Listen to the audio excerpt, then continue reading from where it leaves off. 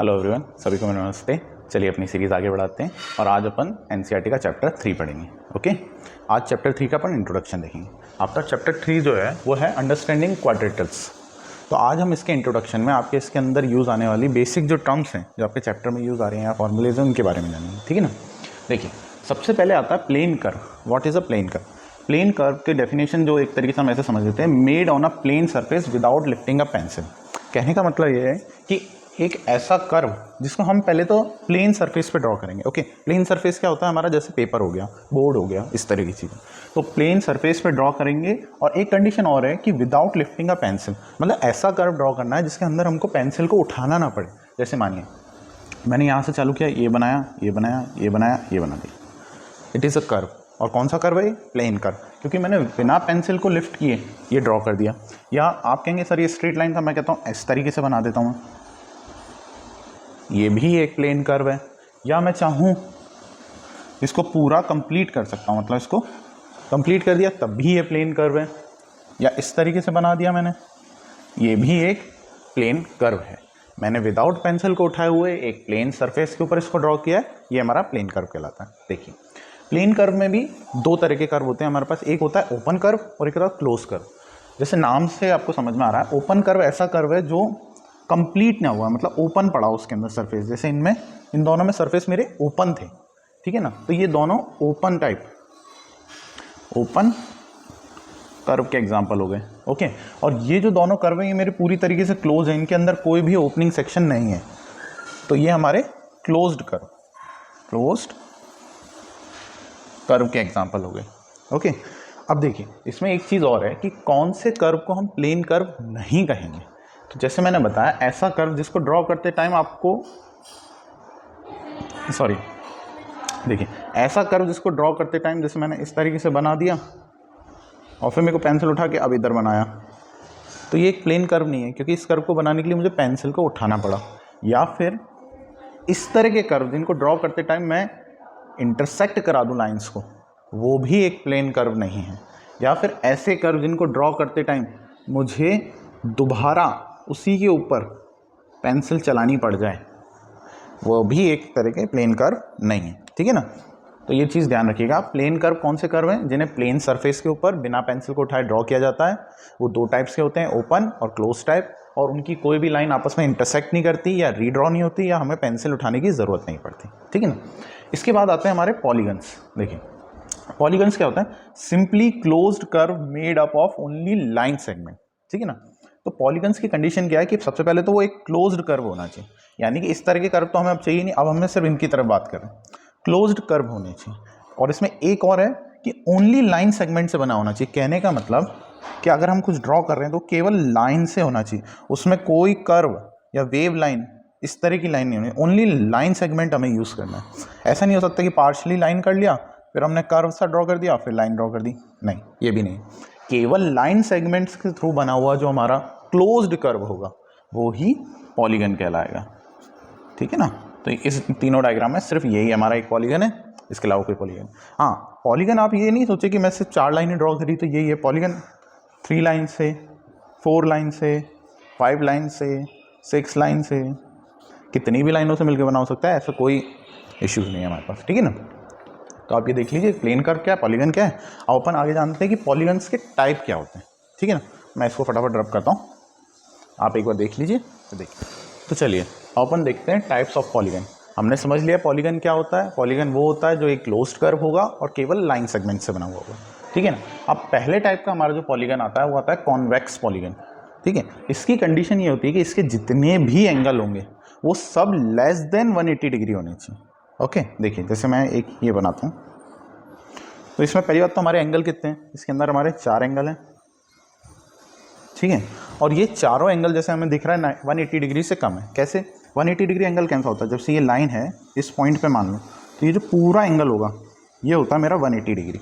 अगर इससे थोड़ा सा भी ऐसे है या इस तरीके से है, तो ये जो सारे एंगल हैं ये सारे हमारे क्या हैं?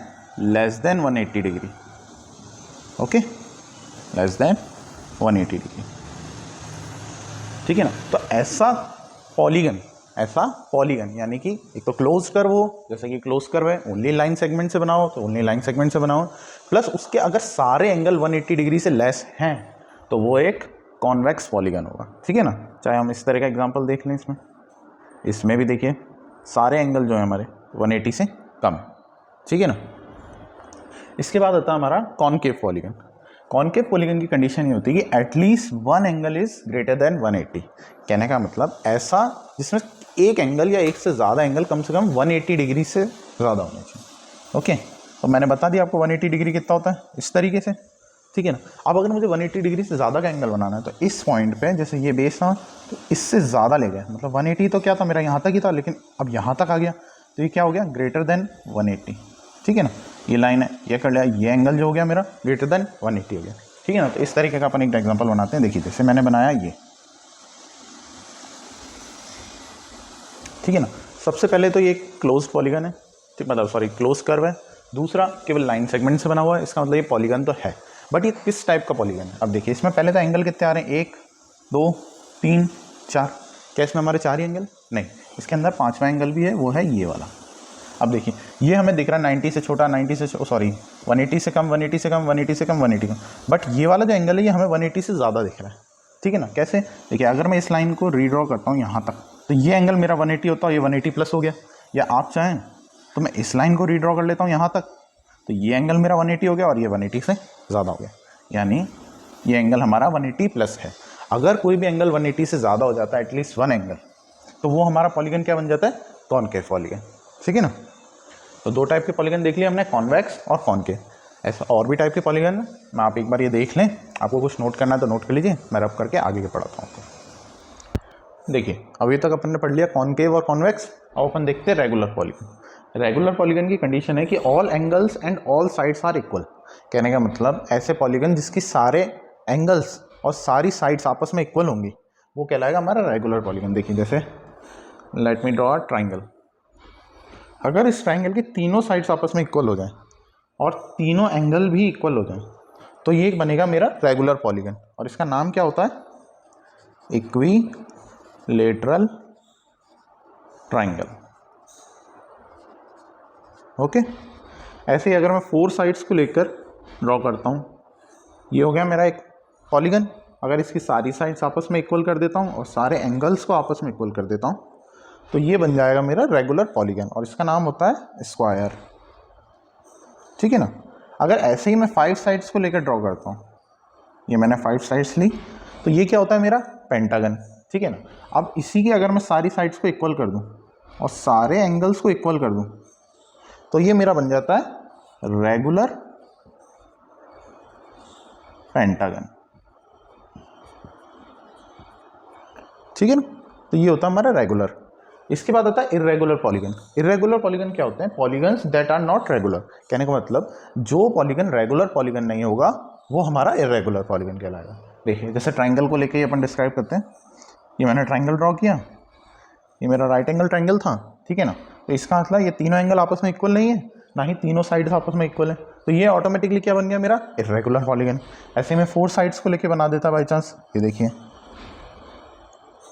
तो ये क्या हो गया मेरा इर्रेगुलर पॉलीगन, ठीक है ना। तो अब तक हमने पॉलीगन्स के 4 टाइप देख लिए, कॉनकेव, कॉन्वेक्स, रेगुलर, इर्रेगुलर, ये 4 टाइप्स हैं आपके इसके अंदर। अब मैं इसको बढ़ के फिर आपके आगे के टॉपिक को समझाता हूँ आपको, एक बार आप ये देख लीजिए, ठीक है ना। तो चलिए अपन ने पॉलीगन के बारे में जान लिया, अब उसकी प्रॉपर्टी देखते हैं। इसकी प्रॉपर्टी में आपको बताया गया है the sum of all external angles of an polygon is 360 degree. कहने का मतलब किसी भी पॉलीगन के सभी एक्सटीरियर जो एंगल होंगे, एक्सटर्नल साइड जो बन रहे हैं, उन सब का एडिशन 360 डिग्री होगा। देखिए मैं आपको डिस्क्राइब करता हूँ, मैं एक ट्राइंगल ड्रॉ कर लेता हूँ यहाँ पर, ठीक है ना। इसकी साइड्स को मैंने बोल दिया ए, बी एंड सी। देखिए अब अगर मैं सी की साइड को आगे बढ़ाता हूँ और ये जो मेरा एंगल बन रहा है, ये वाला एंगल, ठीक है ना, इसको मैंने एंगल 1 बोल दिया। अब मैं इस साइड को आगे बढ़ाता हूँ और ये जो मेरा एंगल बन रहा है इसका एंगल मैंने 2 बोल दिया, और इस साइड को आगे बढ़ाता हूँ मैं, तो ये जो मेरा एंगल बन रहा है मैं इसका एंगल 3 बोल दिया, ठीक है। मैंने एक ट्राइंगल ड्रॉ किया, उसकी जो साइड्स हैं उनको आगे बढ़ाते हुए एक्सटीरियर एंगल ड्रॉ करे, ठीक है ना। एक ही डायरेक्शन में ड्रॉ करने हैं आपको। ऐसा ना करें कि आप एक बार तो इसको ड्रॉ कर लिया फिर एक बार आपने इधर से एंगल बना लिया, ऐसे नहीं, एक ही डायरेक्शन में, चाहे इस तरीके से ले लें या आप चाहें तो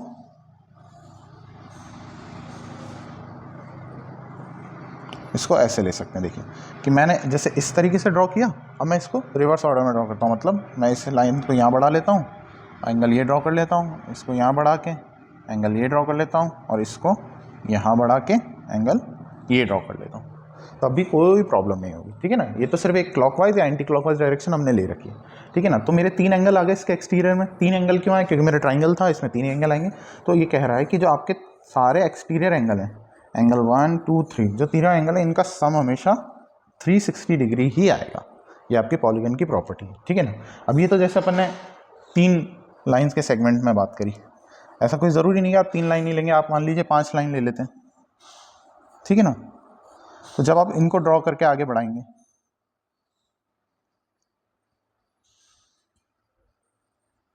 और फिर आप ये एंगल लेंगे, तो ये एंगल 1 2 3 4 एंड 5, तो इसमें भी एंगल 1 2 3 4 एंड 5, जो एक पॉलीगन के सारे एक्सटीरियर एंगल होंगे उन सब का सम हमेशा हमारा 360 डिग्री ही आएगा। ओके।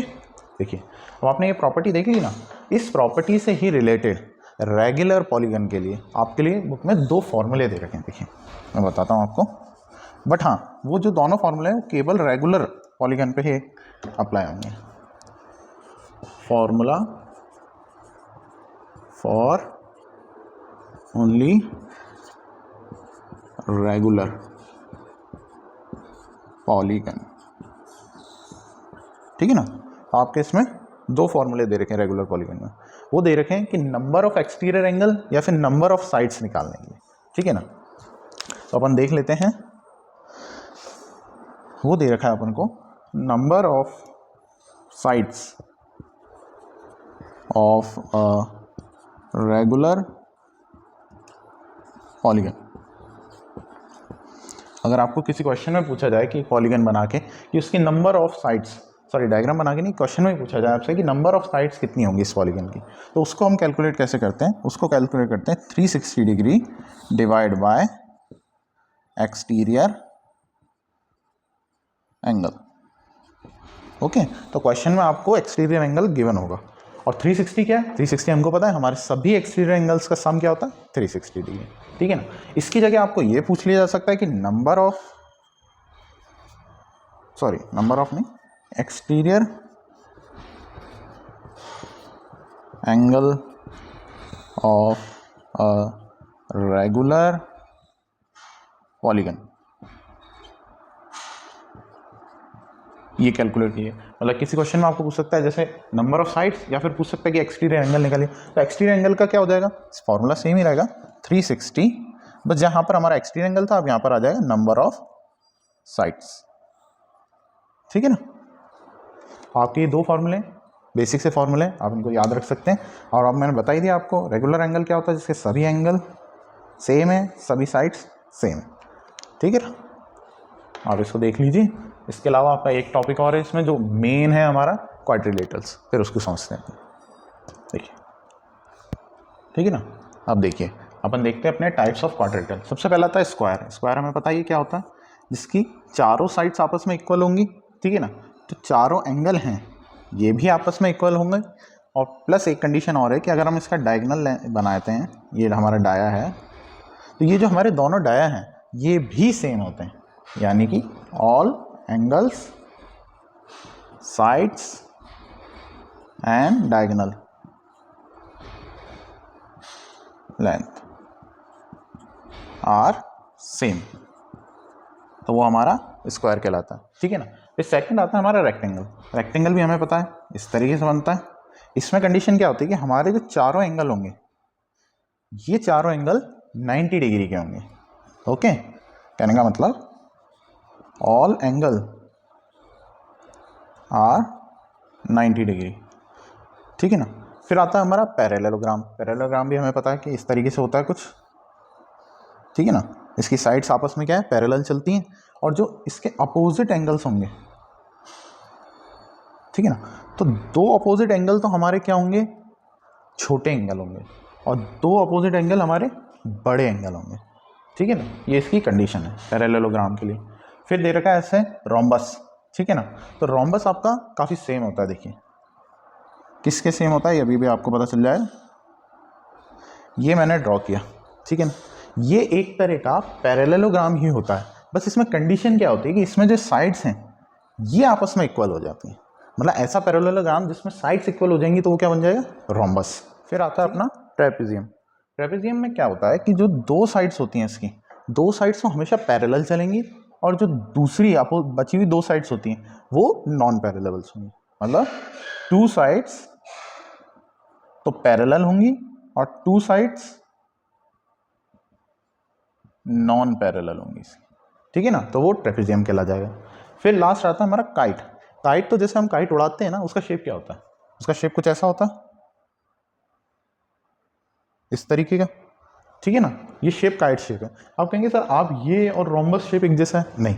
इसमें रोम्बस में तो क्या था, हमारी सारी साइड्स सेम थी, बट काइट में क्या होता है, दो साइड्स तो सेम होंगी, यानी ये दो साइड्स और ये दो साइड्स सेम होंगी, लेकिन ये क्या है, ये जो दो साइड्स है ना ये थोड़ी छोटी हैं और बची हुई दो साइड्स थोड़ी सी बड़ी होंगी, तो वो कुछ काइट शेप फॉर्म करेंगी, ठीक है ना। तो ये हो गया हमारा टाइप्स ऑफ क्वाड्रिलेटरल। ये हमारा बेसिक चैप्टर 3 का इंट्रो था जो हमने आज देख लिया। आप एक बार इसको देख लीजिएगा अच्छे से, ठीक है ना। अब अपन इसकी एक्सरसाइज सॉल्व करेंगे नेक्स्ट वीडियो से। तो जब तक के लिए स्टे ट्यून्ड, थैंक यू। हाँ, और don't forget to like, subscribe and share. Thank you.